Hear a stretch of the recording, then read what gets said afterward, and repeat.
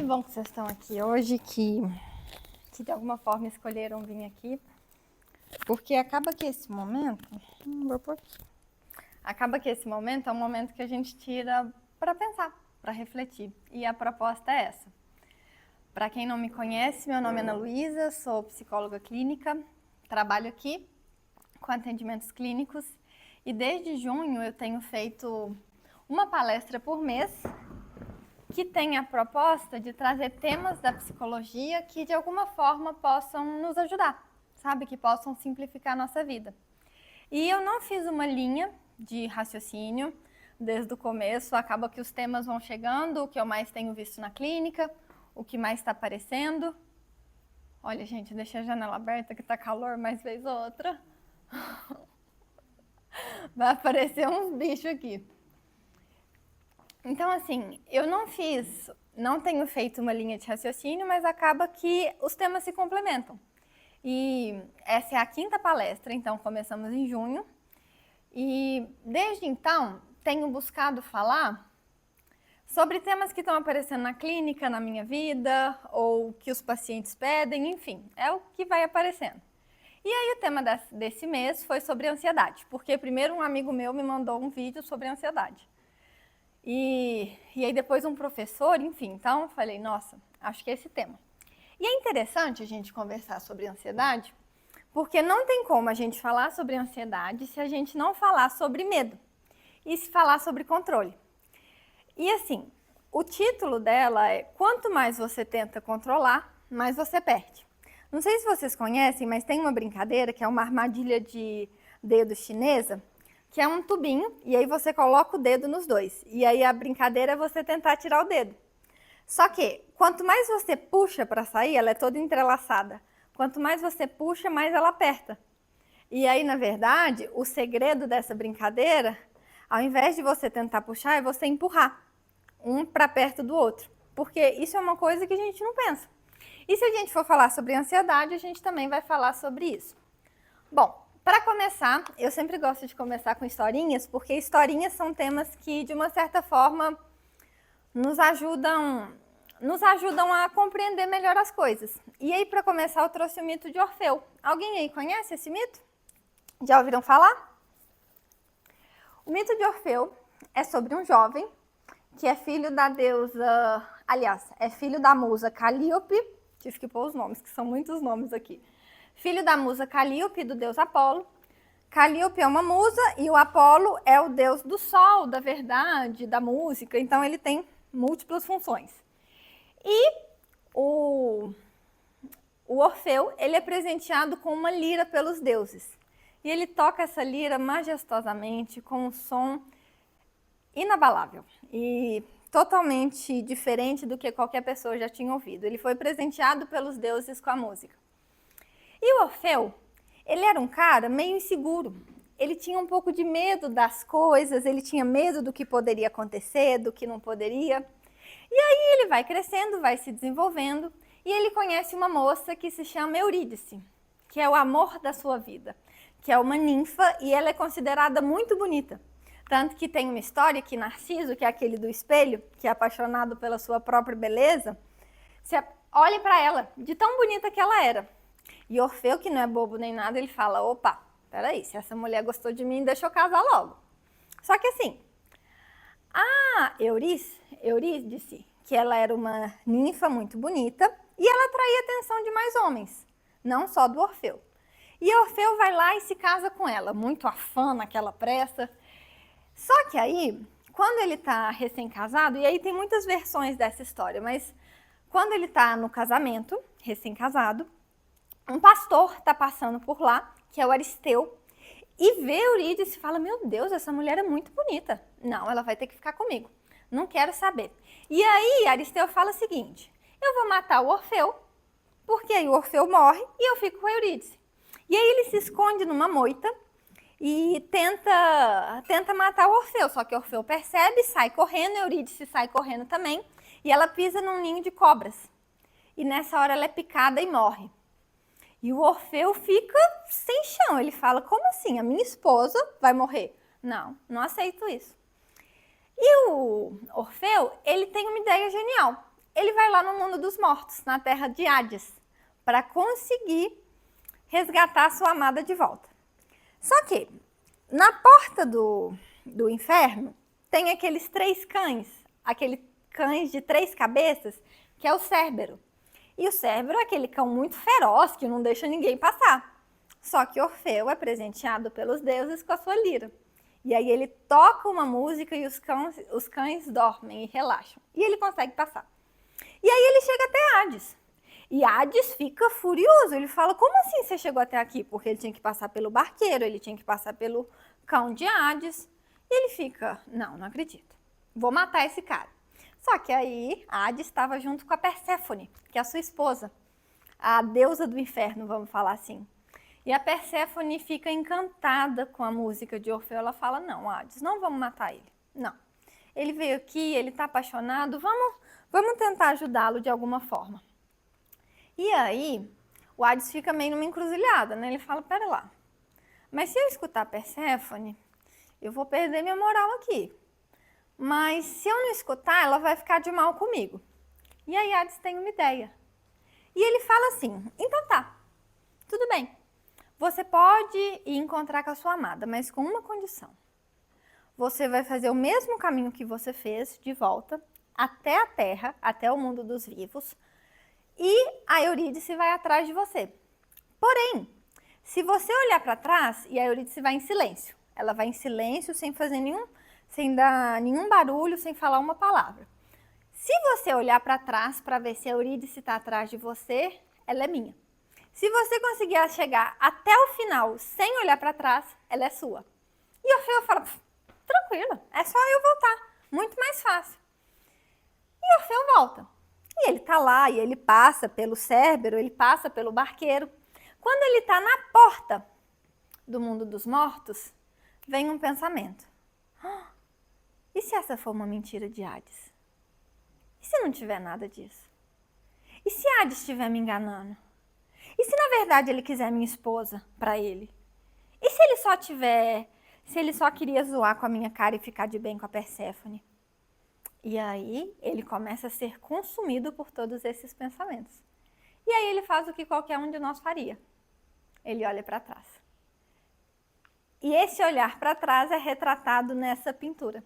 E aí ele vê Eurídice sendo puxada de volta para o mundo dos mortos e Orfeu fica sem a sua esposa. E essa história, ela tem um final trágico, mas ela traz para a gente muitas explicações e muitos insights sobre como a gente funciona e como a nossa mente funciona. E eu gosto de começar para falar sobre ansiedade com ela, porque no final das contas, o que fez com que Orfeu não tivesse a sua amada não foi Hades, não foram as cobras, não foi Euristeu, foram seus próprios pensamentos. É aquele e se. E para falar de ansiedade, a gente tem que entender que a ansiedade, ela nada mais é do que uma emoção, assim como qualquer outra. Assim como a raiva, assim como o medo, assim como a tristeza, assim como a alegria, assim como o nojo e por aí vai. Só que na ansiedade a gente tem um quê a mais, porque eu já escutei muito falar na clínica dos pacientes que chegam e falam, eu não queria ter ansiedade. Mas a gente não fala, eu não queria ter alegria. A gente só fala, eu não queria ter ansiedade, eu não queria ter tristeza, eu não queria ter medo. Só que assim, qual que é o problema da ansiedade? É que a gente não nasce sabendo lidar com ela. Na verdade, a gente não nasce sabendo lidar com as nossas emoções. A gente aprende ao longo da vida. Quando a gente é criança e a gente fica frustrado, deveríamos, ao longo das nossas experiências e ao longo do nosso desenvolvimento, saber o que fazer com essa frustração. Se uma criança de 3 anos faz birra, a gente entende. Se uma criança de 8 anos faz birra, a gente fica meio... Se uma criança de 13, 14, né, que aí é um pré-adolescente faz birra, a gente fica meio... Ué. Porque espera-se que uma pessoa dessa idade já tenha aprendido a se regular emocionalmente. Porém, não é o que acontece, porque eu fico brincando que eu tenho muitos adolescentes de 40, 50, 60 anos como meus pacientes. E o problema é que para a gente aprender alguma coisa, significa, via de regra, que a gente vai ter que testar. E testar é uma coisa que não me dá garantia. Eu não tenho certeza se vai funcionar ou não. Eu espero que funcione. Quando eu comecei esse projeto de palestra em junho, eu não sabia se ia funcionar. Se ia vir gente, se não ia vir. Se eu ia conseguir, se eu não ia. Se ia dar certo, se não ia. Não tinha como eu saber. Eu precisava testar. Tinha chance de não dar certo, mas também tinha chance de dar. E já que eu tô aqui hoje, significa que deu certo. Só que, uma coisa que também implica no processo de aprendizagem é tentativa e erro. É o aperfeiçoamento.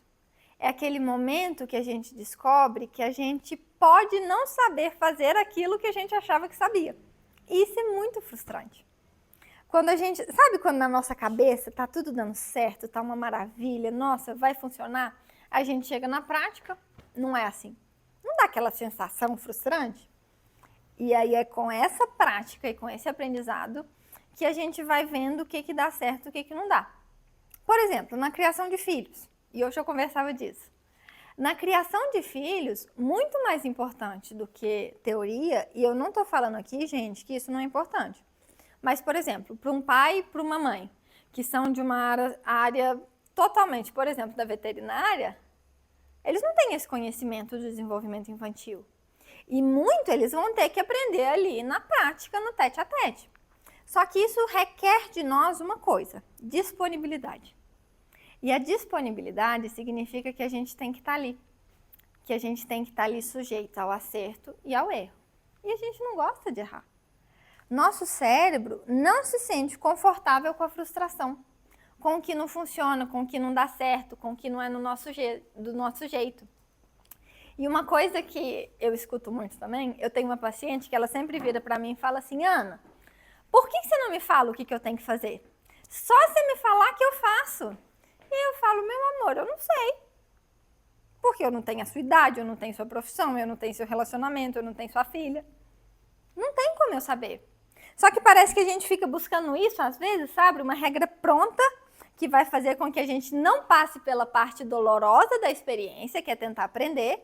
A gente só quer o resultado bom. A gente só quer a parte que dá certo. E isso não existe. E é frustrante perceber isso, porque tem hora que a gente vai em busca dessa regra que vai resolver minha vida. E não tem. Não tem. Precisa de experiência. E aí, para deixar mais simples, eu queria usar uma metáfora que eu escutei numa palestra e eu achei muito interessante. Eu, o nós, e que na psicologia a gente chama de self, é um computador. E um computador tem vários programas, tem várias telas, e eu não sei como eu vou chamar disso, mas para o pessoal da exatas, né, da programação. Mas basicamente um computador tem muita coisa acontecendo ali. A nossa mente, que é esse processo que avalia, que pensa, que racionaliza, que compara, que tenta se proteger, que é a nossa mente propriamente dito, é o Google Chrome, que é o navegador. E poderia ser o Explorer, poderia ser o Opera, poderia ser, não sei mais, aquele Mozilla, poderia ser vários navegadores. A ansiedade, que é o que a gente vai falar hoje, é o Google. Então, o Google é um site dentro do Google Chrome. E aí, quando eu estava fazendo essa palestra, eu vi essa publicação no Instagram desse psicólogo aqui, que é o Thales Almeida, e eu achei o máximo. Porque a ansiedade nada mais é do que essa lupa, só que eu não sei se vocês estão vendo atrás, tem uma paisagem linda, que é um mar e um pôr do sol. E a ansiedade é essa lupa que a gente coloca no IC, na taquicardia, que é esse coração acelerado, quando eu estou respirando muito rápido, são nos pensamentos que parece que tem 3 televisões ao mesmo tempo na minha cabeça, é aquele suor que a gente fica tenso. Tudo isso está acontecendo, mas ao mesmo tempo tem muito mais que está acontecendo à nossa volta. E, na verdade, as emoções, e aí voltando para a parte que a ansiedade é uma emoção, elas servem como uma notificação do nosso celular. Uma notificação, ela chega para avisar que tem alguma coisa que está acontecendo ali. E a primeira palestra que eu fiz, que está no YouTube, é sobre dor emocional e sobre a relação que a gente tem com os nossos processos internos. Eu trabalho com uma abordagem que se chama terapia de aceitação e compromisso. É uma terapia de terceira onda, é como se fosse a evolução da TCC, que é a terapia cognitivo-comportamental, que é a mais famosa, vamos colocar assim. E a ACT, na verdade, a sigla em inglês dela significa agir, ação. E ela traz essa ideia de que os nossos processos internos, eles não estão errados. Eles notificam que tem alguma coisa.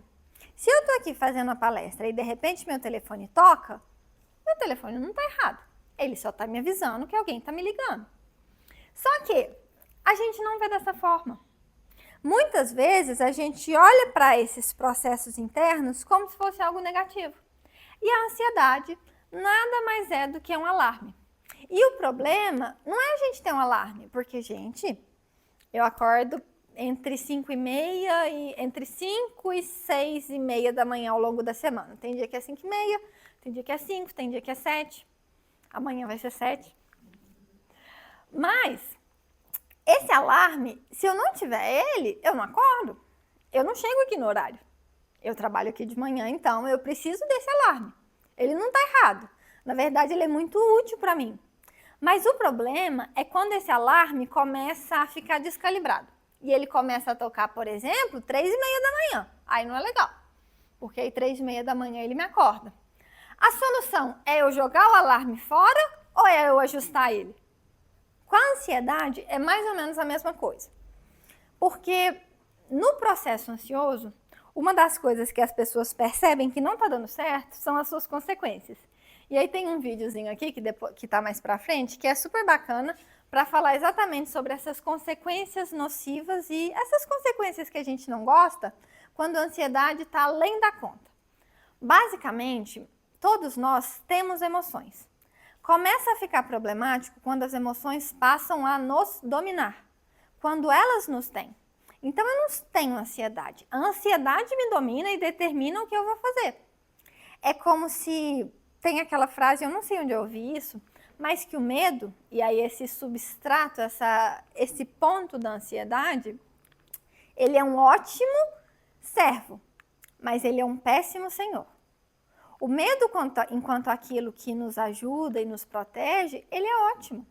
Mas a partir do momento que o medo começa a falar o que eu vou fazer, o que eu não vou, começa a ser problemático. Então, quando está descalibrado, começa a ter problema. E aí tem um termo que a gente usa na terapia de aceitação e compromisso, que é o sofrimento limpo e o sofrimento sujo. E aí esse termo é para falar que o sofrimento limpo é a dor. É aquele processo que tá ruim, seja numa situação externa ou interna. Às vezes é interno. Às vezes é aquele medo, é aquele estranhamento que não me permite trabalhar, que não me permite ter uma boa relação com as pessoas. Às vezes é um processo externo. Por exemplo, uma demissão, uma doença, um término de um relacionamento. Sofrimento sujo é o que a gente faz com isso. Então, são as consequências que a gente tem nocivas ao tentar lidar com o que está acontecendo com a gente.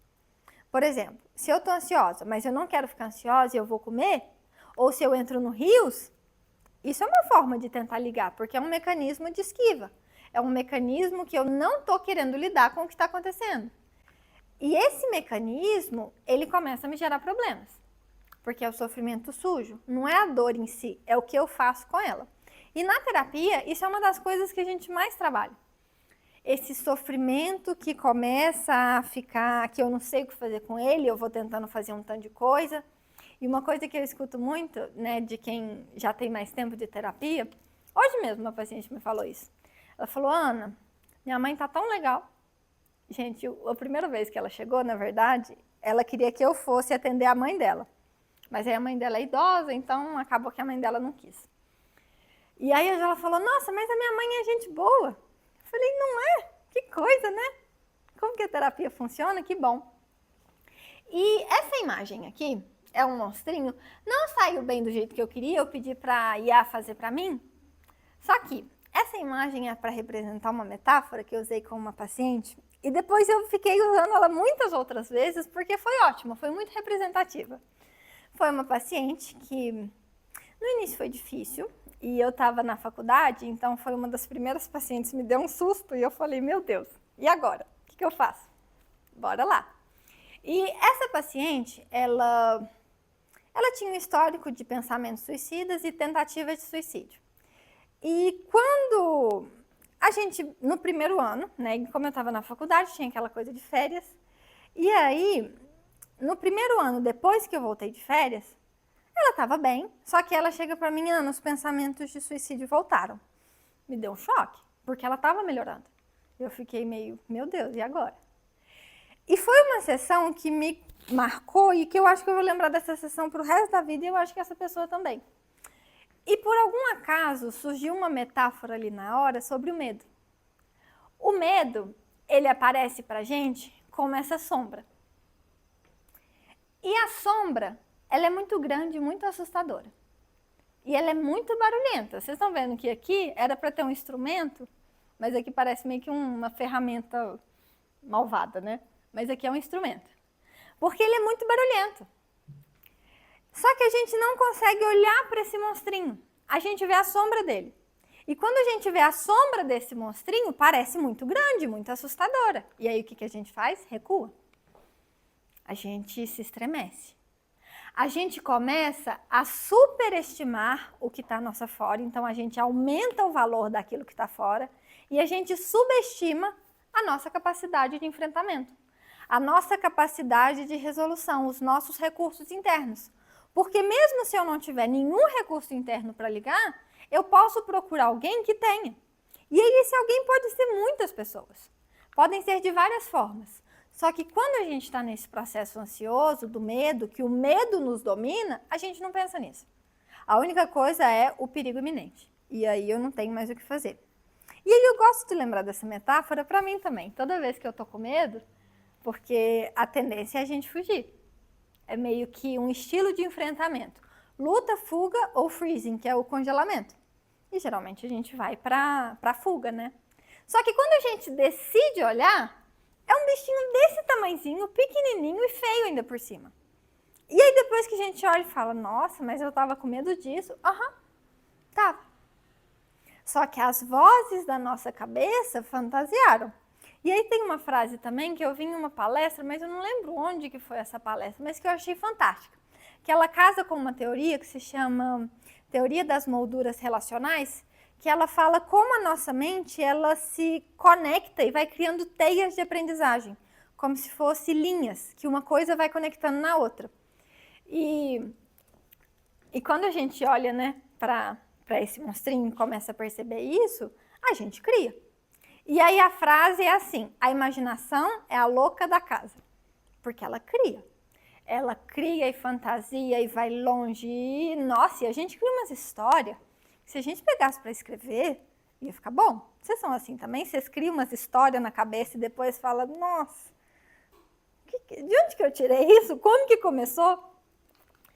E aí, na verdade, esse videozinho... Peraí, coloca o videozinho, por favor. Esse videozinho é um vídeo que eu recebi de uma psicóloga e eu achei muito interessante, porque ele representa uma das consequências nocivas da ansiedade. E esse vídeo é sobre um motoqueiro que está numa prova de motocross.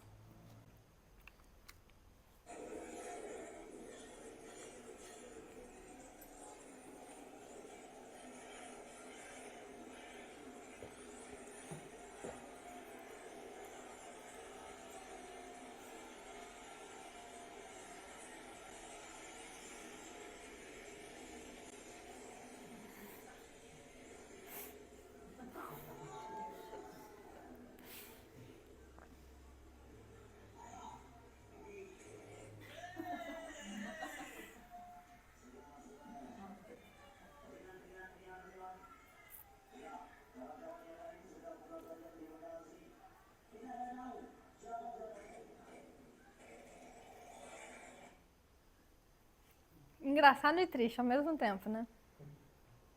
Imagina como que ficou a cabeça desse cara quando ele vai sair. Viu todo mundo saindo. E não sei se vocês repararam, mas teve uma parte que ele deu um passo para frente. E aí foi por causa disso que aquela cancela, não sei como a gente chama, aquilo não conseguiu abaixar. E aí ele ficou para trás. E isso é uma das coisas que acontece quando a gente é controlado por esses pensamentos de medo.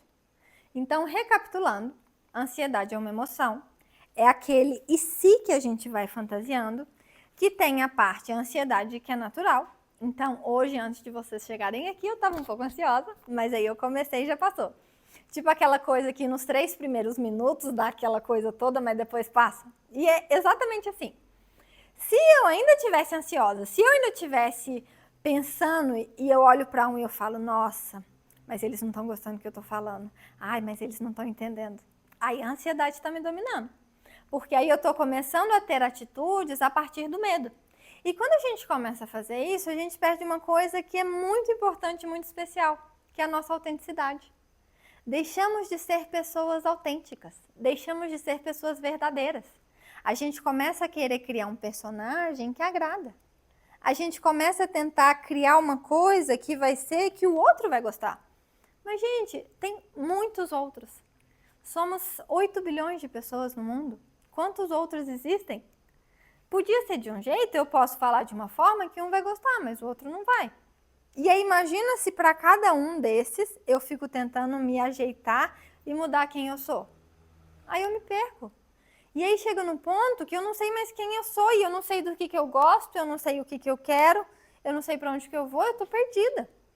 De tanto que eu fiquei tentando me moldar nesse outro, tentando fazer com que eu agrade, com que eu seja gostado. E eu vou falar para vocês que não funciona. Porque quem aí já tentou se mudar para agradar o outro, acaba descobrindo que sempre vai ter um jeito que não vai dar certo. Então, muito mais simples é a gente ser a gente mesmo. Mas o problema é que até a gente chegar nesse a gente mesmo, né, é um chãozinho. Só que assim, sobre a ansiedade, o que aconteceu com esse rapaz? Temos um modo de funcionamento, e aí modo, eu queria que vocês pensassem no modo avião do nosso telefone. O modo avião, quando a gente ativa, tem uma série de comandos que são feitos. Então, desliga a conexão com o chip, desliga o Bluetooth, diminui a bateria e faz uma série de coisas no nosso telefone. Esse modo são uma série de atitudes que levam para uma determinada função, que é colocar o nosso telefone no modo avião.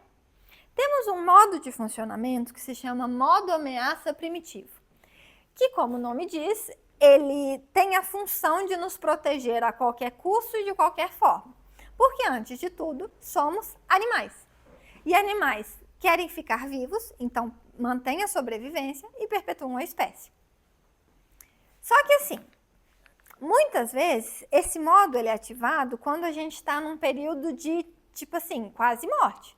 Então, é todo o corpo numa orquestra para tentar salvar esse indivíduo, para tentar salvar. É como se o cérebro falasse assim, perigo, precisamos salvar essa pessoa. Então, beleza, a gente vai começar a orquestrar uma série de coisas para que essa pessoa se mantenha salva. E aí uma coisa que acontece, ele sempre provém de um gatilho. No ataque de pânico, aliás, no transtorno de pânico, tem muita gente que fala, ai, começou do nada. Não começou do nada.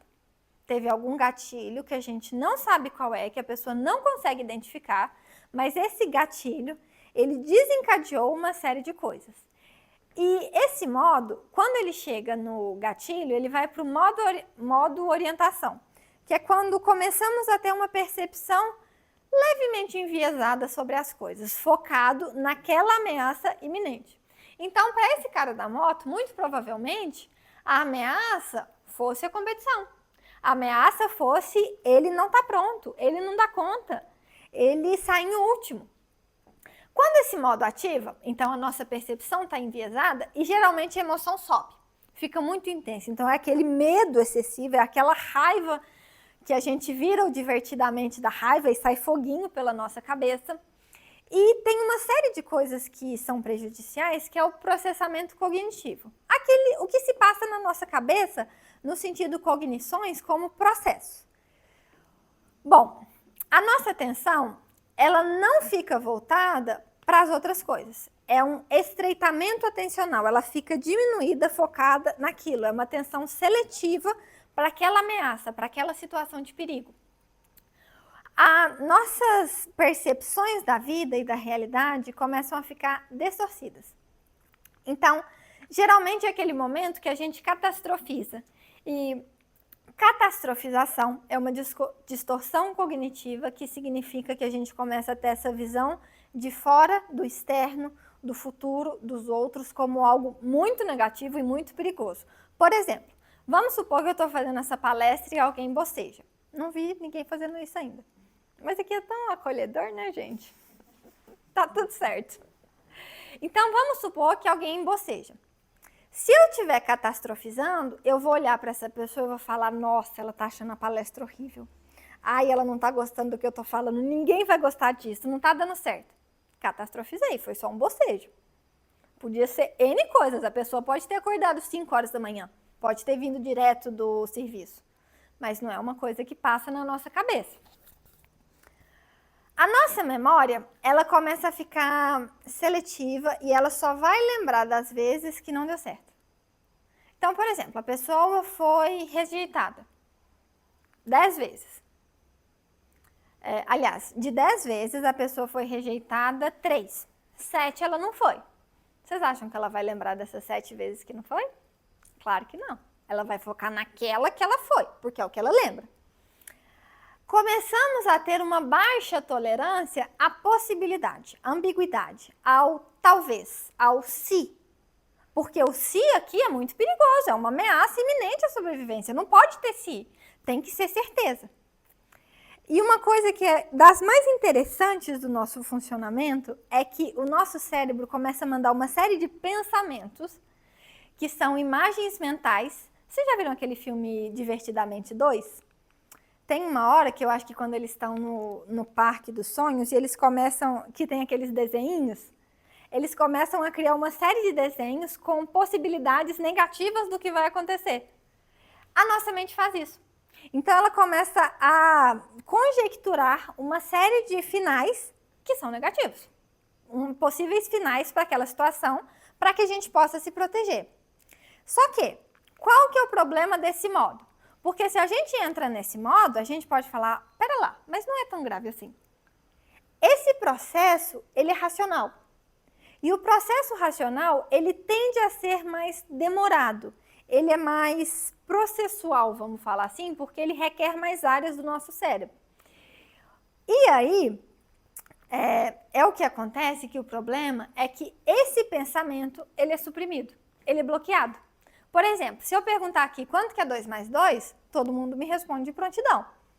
Mas se eu perguntar quanto que é 85 vezes 7, alguém sabe me responder de prontidão? Só se tiver decorado. Porque esse, ou se for um gênio também pode ser, mas aí desconsideramos essas pessoas, tá? Que a gente está falando com humanos, meros mortais. E aí, o processamento racional, como ele é mais demorado, ele fica suprimido. Ele é colocado de lado. Então, nessa hora, se a gente for falar para esse cara aqui, calma, porque vocês viram que tem um cara que chega e passa a mão assim nas costas dele, tipo, oh, relaxa, respira, vai dar tudo certo, a gente não escuta. E o título dessa palestra era A Armadilha do Controle. Quanto mais você tenta vencer, mais a ansiedade vence você. Porque não funciona controlar. Porque esse processo de pensar sobre o que a gente está pensando se chama metacognição. Tem até um filme, e eu acho que é Pulp Fiction, mas eu não tenho certeza, que é uma imagem que tem um cara e tem uma arma apontada para a cabeça dele. Aí tem um outro com uma arma apontada para a cabeça dele, tem um outro com uma arma apontada para a cabeça. E aí é assim, e aí fazem um meme, faz um meme e coloca assim, eu pensando sobre o que eu estou pensando, eu pensando sobre o que eu estou pensando do que eu estou pensando. A gente não consegue ter isso, porque nessa hora o nosso pensamento virou a pura realidade. A nossa emoção de medo tomou conta.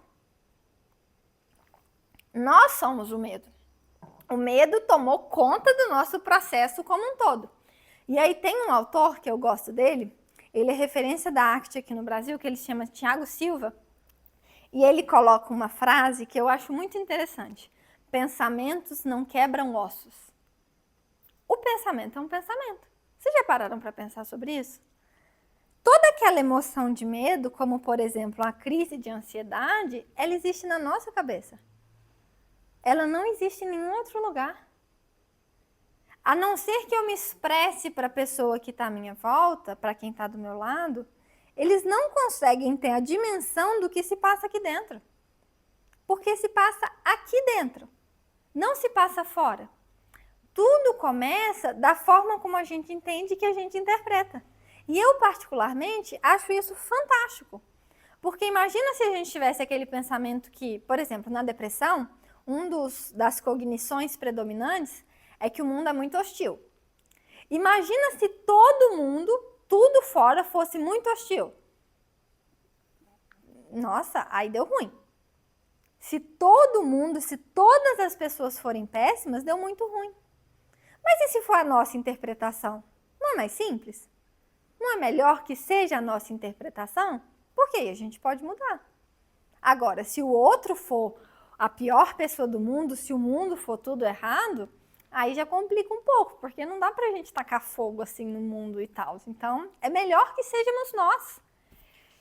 E quando a gente entra nesse modo de acreditar que o nosso pensamento determina a nossa realidade e quebra ossos, isso se chama fusão cognitiva. É quando qualquer processo interno é determinante. É quando qualquer processo interno é a minha realidade como um todo. Então, é como se essa foto aqui, ela tomasse conta de tudo. E eu não consigo ver mais nada. Eu só enxergo essa lupa. É como se o meu pensamento acelerado fosse tudo o que acontece. Mas, gente, ao longo da vida, nós temos determinadas fontes de interpretação do ambiente. Temos inúmeras variáveis que estão controlando o nosso comportamento. A fusão cognitiva é quando a gente se apega em uma e determina que ela é a única possível. E é interessante porque a gente fica acreditando nisso como se isso fosse a única realidade. Tipo aquela coisa que a pessoa fala assim, eu falo para alguns pacientes, eu falo, olha, me manda áudio, se você estiver meio bagunçada, grava um áudio para mim de 10 minutos, fala tudo que está passando aí dentro, que aí depois a gente conversa. Tem esse espaço, eu deixo aberto. Aí a pessoa vira para mim e fala, não, imagina, eu vou te incomodar. Gente, mas eu que estou falando que não vai? Eu que estou falando que pode mandar, que não tem problema? E aí, geralmente, a pessoa prefere acreditar nela do que em mim que estou falando que não tem problema. Então, esse pensamento racional cognitivo que a gente tem, ele é deixado de lado. E aí fica problemático, porque se as nossas emoções elas tomaram conta de nós, sabe-se lá o que vai ser. Imagina no Divertidamente, se a gente colocasse o medo para comandar. Não sei se vocês viram o filme, mas no 2 tem uma hora que a ansiedade toma o controle. E aí é só ladeira abaixo, que começa a ter um tanto de confusão que acontece, porque somos muito maiores. As nossas emoções, elas são um programa do computador. Nós somos o computador todo. O computador, ele funciona sem um determinado programa, mas o programa não funciona sem o computador. Ele precisa de um lugar para executar, para estar ali. E aí, temos outro problema no modo ameaça primitivo, que é a reavaliação posterior. Então, esse cara aqui, ele teve aquele momento de emoção intensa, ficou preocupado. Agora, imagina, depois que acabou a corrida, ele em casa contando para alguém. O que esse cara não sentiu quando a moto dele estava daquele jeito? Como que o coração dele não foi? Para onde que não foi? Quando isso acontece, e aí a gente começa a fazer uma reavaliação, a gente leva em consideração aquela emoção que a gente viveu. E, bom, foi muito intensa. E a gente começa a pegar essa emoção como referência. E aí a reavaliação que a gente faz está enviesada, porque está pautada na nossa interpretação que está enviesada. Então vai sendo uma cadeia de, tipo aquela coisa de telefone sem fio, já começa sendo bagunçado que vai chegando no final, vira uma confusão. E aí, essa reavaliação, então esse cara tá olhando, né? E às vezes ele assiste esse vídeo e ele fala, tá vendo? Para que eu fui nesse campeonato de moto? Sabia que eu não deveria ter ido. Gente, mas se eu ponho um tênis de corrida e eu aperto esse cadarço máximo e eu vou correr e eu sinto muita dor no pé, o problema é o cadarço que está muito apertado ou é a corrida? E a gente não para pensar essas coisas, porque a gente emparelha. Emparelha é quando a gente liga dois estímulos.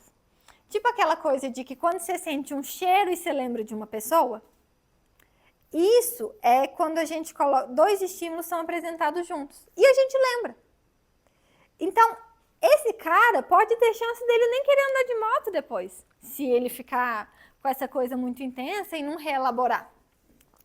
E aí, a ansiedade é como se ela fosse um guarda-costas. Eu acho que eu até coloquei isso aqui no outro. A ansiedade ela é um guarda-costas. E aí vamos supor que um rei, ele tem um guarda-costas que tem a função de proteger o rei. Essa é a ansiedade. Só que aí chega uma senhorinha muito bonitinha, muito gentil e fala, oi rei, eu queria falar com você. Só que o guarda-costas, ele recebeu a seguinte ordem, proteja independente do que for. Então, mesmo que seja uma senhorinha bonitinha e inofensiva, esse guarda-costas vai tirar e vai falar, não pode sair daqui, que não sei o quê. E aí o rei vai olhar e falar, obrigada, você me protegeu, era um perigo. O que esse guarda-costas entende? Opa, fiz o meu papel, consegui proteger o rei, fechou. Isso acontece quando a gente foge. Então, isso aconteceria comigo se eu tivesse marcado essa palestra, só que aí eu tivesse começado a ficar muito ansiosa e eu cancelasse. Ai, era um perigo. Nossa, ainda bem que eu me livrei desse perigo. Ufa! Porque seres humanos têm muito medo do isolamento e da humilhação social. Somos feitos para viver em grupo. E aí, na segunda palestra que eu fiz sobre limites, eu falo um pouco dessas necessidades psicológicas que a gente tem. E uma das necessidades que temos é de relacionamento. Precisamos viver uns com os outros. Não teria eu aqui falando se vocês não estivessem aí ouvindo. E também, se vocês estivessem aí, mas não tivesse eu falando, ia ficar todo mundo parado aqui olhando. Então, a gente precisa uns dos outros para conviver. Na depressão, o que acontece é um isolamento. Porque a pessoa não dá conta de conviver. Fica cada vez mais... E, gente, o comportamento depressivo, ele é muito adaptativo. A gente precisa do comportamento depressivo, porque a tristeza nos coloca naquela introspecção, a gente começa a refletir, a gente vê o que não está dando certo. Mas o problema é que quando isso fica muito intenso, a gente entra num ciclo de feedback que a gente vai cada vez mais se isolando, se afastando das pessoas. E aí dá ruim. Porque aí a gente começa a ficar escutando só a ansiedade, só esses pensamentos. E esses nossos pensamentos, muitas vezes, eles são muito maldosos. Sabe? Imagina se uma pessoa falasse para nós aquilo que a gente fala para nós mesmos muitas vezes. A gente é maldoso com a gente. Porque a gente conhece o ponto fraco. A gente sabe onde apertar, onde mexer que dói. E são vozes que, quanto mais a gente tenta não escutar, mais elas ficam. Por exemplo, quem aí consegue não vir na cabeça uma melancia? Na minha veio. E veio a Magali ainda. Porque quando a gente entra em contato com alguma coisa do tipo, eu não quero pensar em uma melancia, já pensei numa melancia. E é assim com os nossos pensamentos. Não quero ter ansiedade. E temos um problema aí. Então, gente, a gente começa a querer fugir da emoção. A gente começa a querer fugir da ansiedade. Isso vai chegando num ponto que vai ficando tão restrito, que é o que a gente chama, que é um transtorno que se chama agorafobia, que é um transtorno ansioso, que geralmente são aquelas pessoas que não conseguem mais sair de casa. Sabe, aquela pessoa que foi se limitando e a mente dela foi restringindo ela tanto que ela está presa na casa dela, sabe? E se pudesse, ela saia da casa também, mas não tem para onde ir. E aí, o que isso acontece? Qual que é o problema disso? É que esse ciclo vai sendo reforçado. Ele vai sendo alimentado ao longo da vida. E aí, já que eu trouxe esse balde, né, de notícia ruim, e agora? O que a gente faz? Aquilo que o senso comum fala. Como a gente lida com medo? Enfrentando. Enfrenta. Só que a gente dá um nome bonitinho para isso na psicologia, que a gente fala exposição gradual. Porque assim, se eu tenho ansiedade social, se eu tenho dificuldade de conversar com as pessoas, eu não vou ser a pessoa que eu vou começar dando uma palestra. Eu vou ver alguém na rua e vai falar: oi, boa tarde, que horas são, por favor? Ah, fulano, são tal hora. Tá, obrigada. Ai, meu Deus, ai, meu Deus, ai, meu Deus. E a gente vai aumentando isso de pouquinho em pouquinho. Aí a gente vai no supermercado e fala com o caixa: oi, boa tarde, você tá bem? E aí, como que estão as coisas? Aí o coração, aquela batedeira. E a gente vai enfrentando de pouco em pouco, tanto que tem uma técnica na análise do comportamento que se chama dessensibilização sistemática. E aí o exemplo do livro é uma pessoa que tem medo de cachorro, porque foi mordida e foi muito grave. A pessoa, e isso começa a trazer prejuízo para ela. A pessoa, ela não vai começar a pôr na mão num cachorro naqueles pastor alemão. Ela vai começar com um cachorro de pelúcia. Ela vai perdendo esse medo e se acostumando. Só que qual que é o nosso problema? A gente já quer começar de cima. A gente já quer começar no topo, a gente já quer começar bombando. E aí eu vi isso numa palestra também, que a única coisa que começa de cima é buraco. Todo o resto a gente tem que começar de baixo, a gente tem que começar do começo. Bom, se a ansiedade, da forma como eu estou trazendo aqui, gente, a ansiedade também é essa coisa de querer prover segurança. Então, é como se eu quisesse pegar tudo. E eu tive que fazer muitas escolhas do que trazer aqui, porque tinha muita coisa que eu queria falar sobre ansiedade. Precisei fazer escolhas, confiando de que seria o suficiente.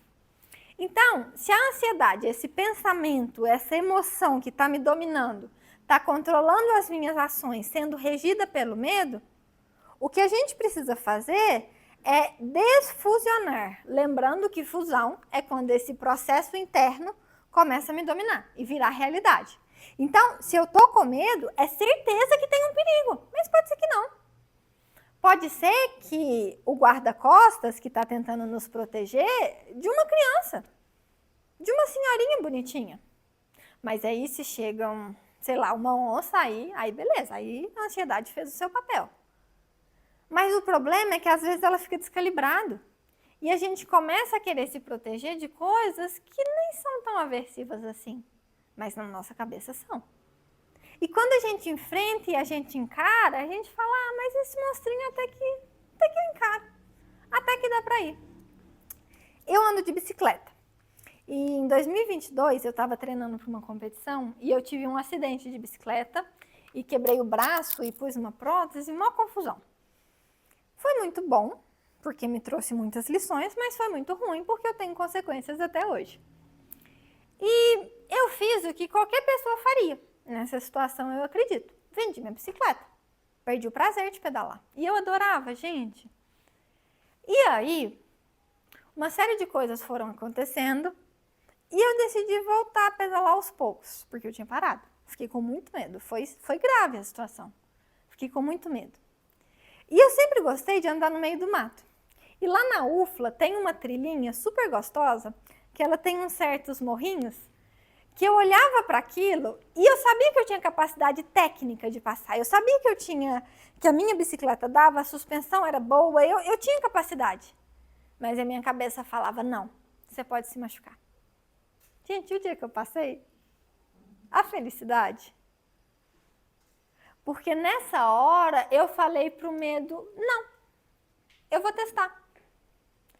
Só que tem lugares que de fato eu não passo. Tem uns lugares, gente, que é tipo meio negativo, sabe? Eu passo longe. Eu falo: não compensa. Mas tem uns lugares que dá para passar. Só que o medo era tão grande, porque pode acontecer uma coisa de novo, e se você quebrar o braço, e se você quebrar outra coisa, E toda vez que eu vou pedalar não é só pedalar mais. Agora tem um sentido, tem um porquê. E a cada vez que a gente vai colocando um pouco mais de porquê na nossa vida, a gente vai ganhando presença e a nossa vida vai ficando mais rica. Não é só aquela coisa superficial que a gente vive, é em prol de algo maior. Caramba, eu vou pedalar para lidar com o meu medo. Olha que coisa mais bacana, que coisa mais rica. Só que a gente não se dá conta que a gente está fazendo isso.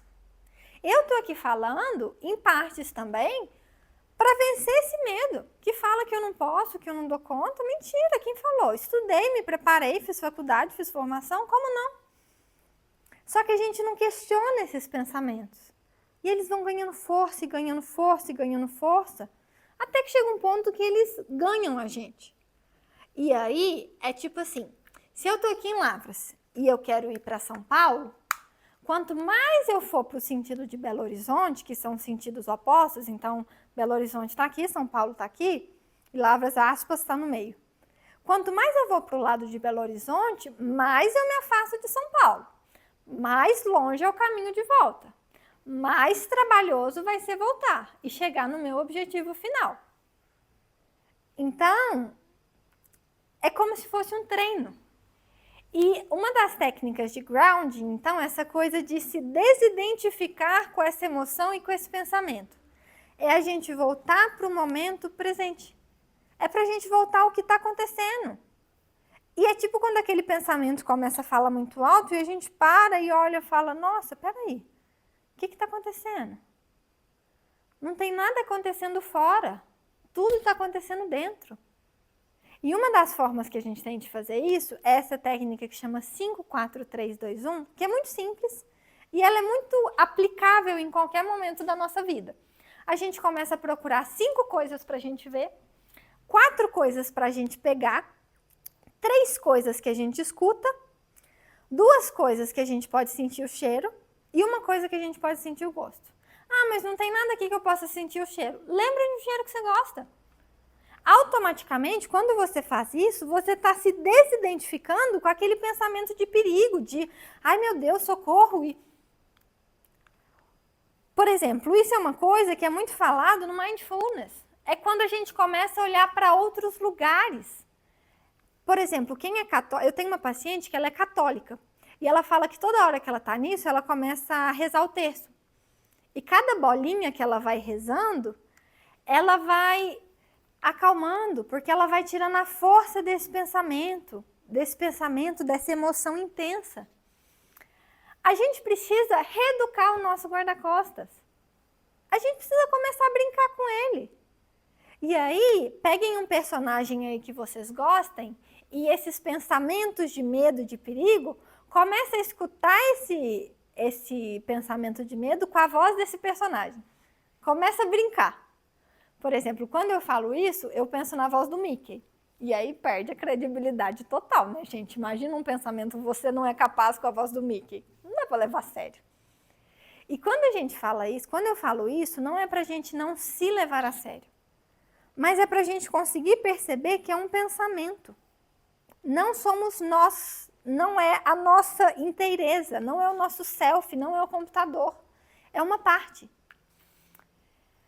A gente pode começar a enfrentar. Tipo aqueles valentões que faz bullying, sabe? Tá, e aí? Eu uso óculos mesmo. O que tem? Você quer emprestado? Você acaba com a pessoa, você desmonta. Tem uma técnica também, que eu acho ela bacana, que você pega todos os pensamentos que machucam, escreve num papel e põe no bolso. E esquece. Quando você chega à noite, você vê que você viveu, fez tudo o que você precisava fazer, e esse pensamento estava aí. E ele não te parou, não te impediu, não fez com que você não tivesse. E aí, gente, acaba que eu já falei um pouco disso, mas como que a gente vence a ansiedade? Vivendo. Estando presente, estando aqui. E eu adorei isso, né? Qual que é o nosso diagnóstico? Ser humano. Seres humanos que têm tristeza, que têm raiva, que arrumam confusão, que têm crise, mas que vive. E aí, o paradoxo, que é o jogo da armadilha chinesa, que eu comecei falando, é, quanto mais eu tento puxar, mais eu fico presa.